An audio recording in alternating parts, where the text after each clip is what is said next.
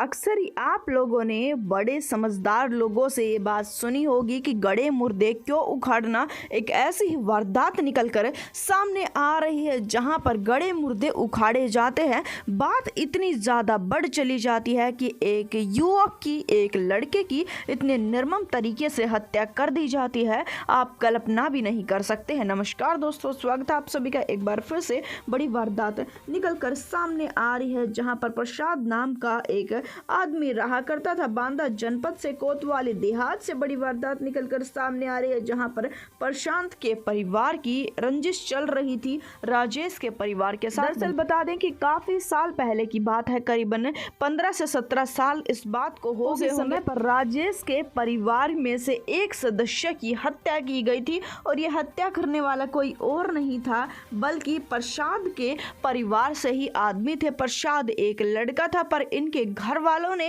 ही हत्या की थी। यह बात की पुष्टि पूरा गांव कर रहा था। दरअसल बता दें कि इस पुरानी रंजिश के चलते हर समय पर राजेश और राजेश का परिवार बदले की आग में उबला करता था। हमेशा यही ताक झांक में वे बैठे रहा करते थे कि किस समय पर हम हमारे उस आदमी की हत्या का बदला लेंगे। आज की बात थी कि खेत से के जरिए प्रसाद काम करने के लिए जा रहा था। उसी समय पर उसका ताऊ उसे रोक लेता है, यानी कि राकेश उसे रोक लेता है। राकेश के साथ में राकेश का भाई भी था। प्रसाद उनके पास में नहीं आना चाहता था। प्रसाद उनके साथ में गाली गलौज करता है जिसके चलते दोनों शराब पी रहे थे और दोनों को गुस्सा आ जाता है। दोनों को खेत भी एक साथ ही थे जिसके चलते वह भागे भागे दोनों के दोनों प्रसाद के पास में जाते हैं। उसे बेरहमी से मारने पीटना शुरू कर देते हैं। मारने पीटने की वजह से प्रसाद बेहोश हो जाता है जिसके चलते उसे उठाकर लेकर जाया जाता है नदी के पास में। अभी असली खेल शुरुआत होती है, असली खेल शुरू होता है।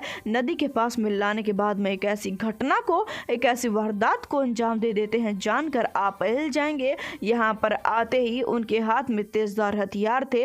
वह उस लड़के को दो हिस्सों में काट देते हैं जिसमें उसके धड़ को तो नदी में डाल दिया जाता है, एक बोरी में डालकर, और वह सिर को अपने पास में लेकर आ जाते हैं। सबसे ज्यादा हैरानी की बात तो ये थी कि वह सिर को अपने खेत में इस वजह से लेकर आ रहे थे कि वह ये सब कुछ दिखा सके कि हमने हमारा बदला ले लिया है।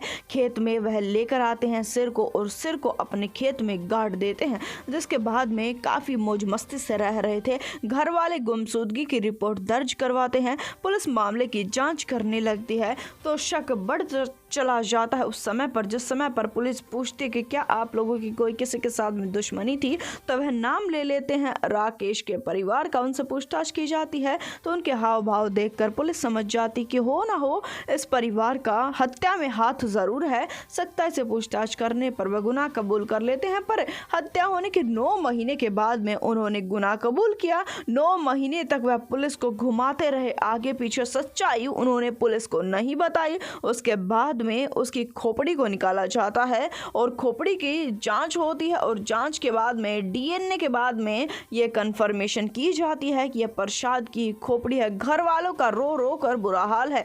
इस वारदात को जितना हो सके उतना शेयर कर दें, चैनल को सब्सक्राइब कर दें। हम आपसे मिलेंगे एक बार फिर से। धन्यवाद।